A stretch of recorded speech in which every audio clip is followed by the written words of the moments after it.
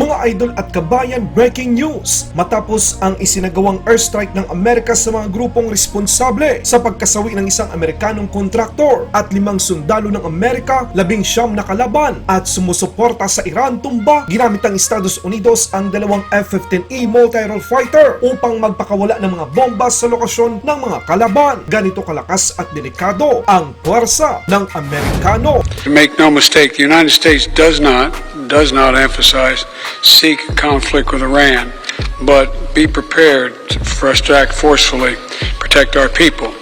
That's exactly what happened last night. South Korea galit na, naghulog ng mga bomba at nagpakawala ng mga missile upang tamaan ang target sa katubigan ng Korea, isang pagpapakita ng lakas ng F-35, F-16 at F-15E multi-role fighter. South Korea at Amerika sinubukan sa unang pagkakataon ang THAAD missile defense system upang i-counter ang mga banta mula sa North Korea at China. Dati, sabi ng iba, malabo yan. Well, ngayon nagkatotoo na, nakuha na ng Ukraine ang 4 sa unang 13 MiG-29 jets na ibinigay ng Slovakia. Pero ang gusto ng Ukraine ay mga multi-role fighter ng Amerika. Mga pilots ng Ukraine nagsasanay sa Estados Unidos, kabilang na ang F-16 multi-role fighter. Ito ang mga balitang ating pag-uusapan sa vlog episode na ito. I-like ang video, mag-subscribe, mabilis lang ito, promise!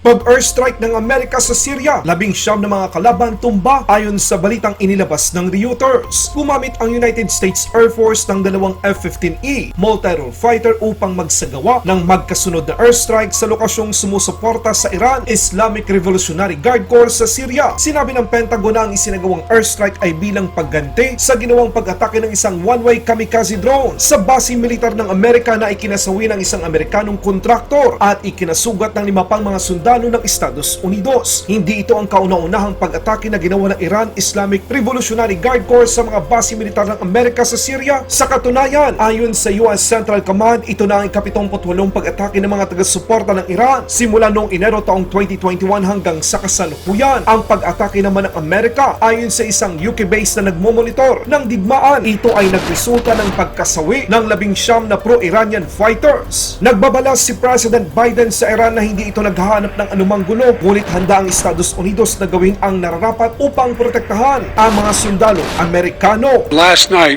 U.S. military forces carried out a series of airstrikes in Syria, targeting those responsible for attacking our personnel.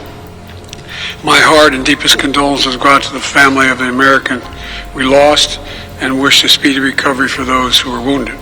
Make no mistake, the United States does not emphasize seek conflict with Iran, but be prepared for us to act forcefully, protect our people.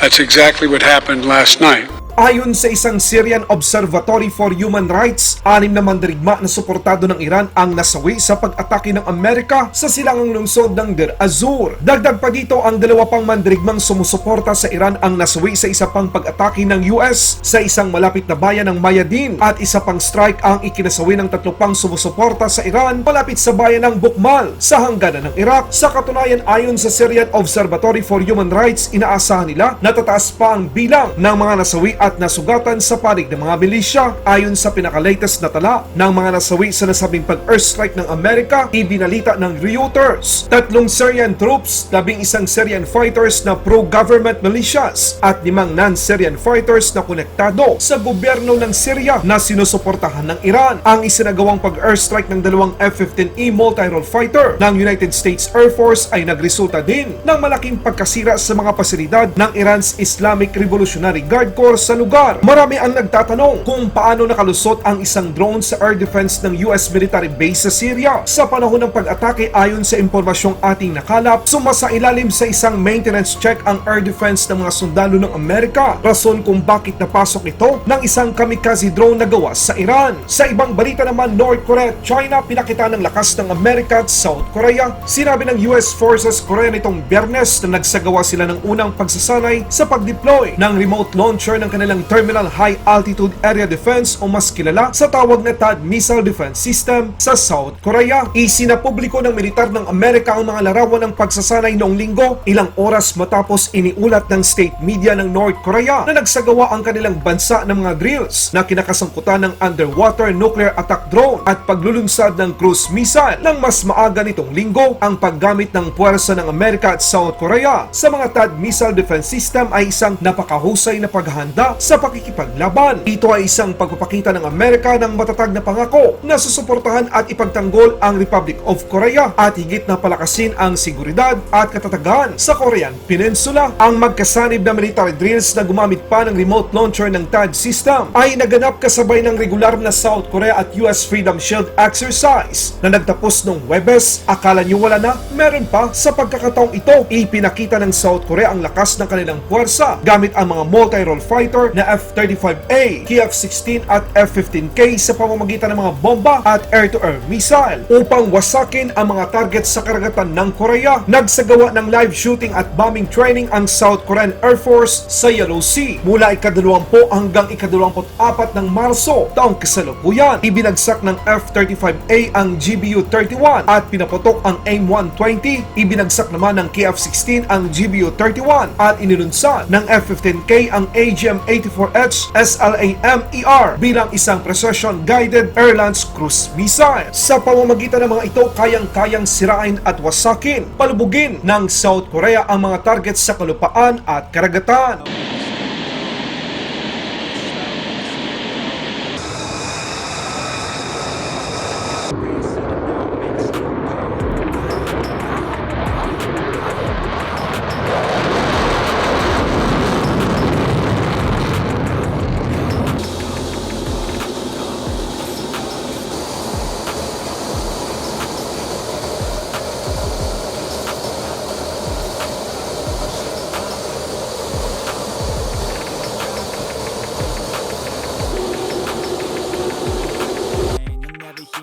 Nah, I don't complain. Just gotta flip the switch and you can go and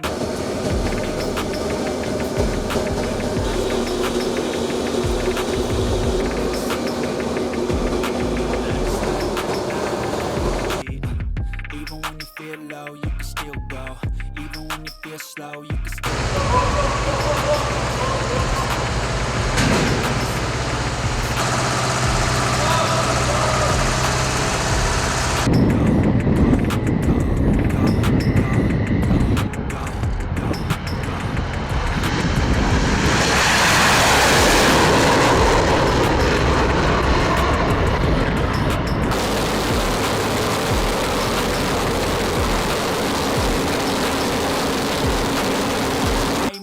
some batter in your brain. That's why I say, fake it till you make it A. And if you play that game, then you just might make a change.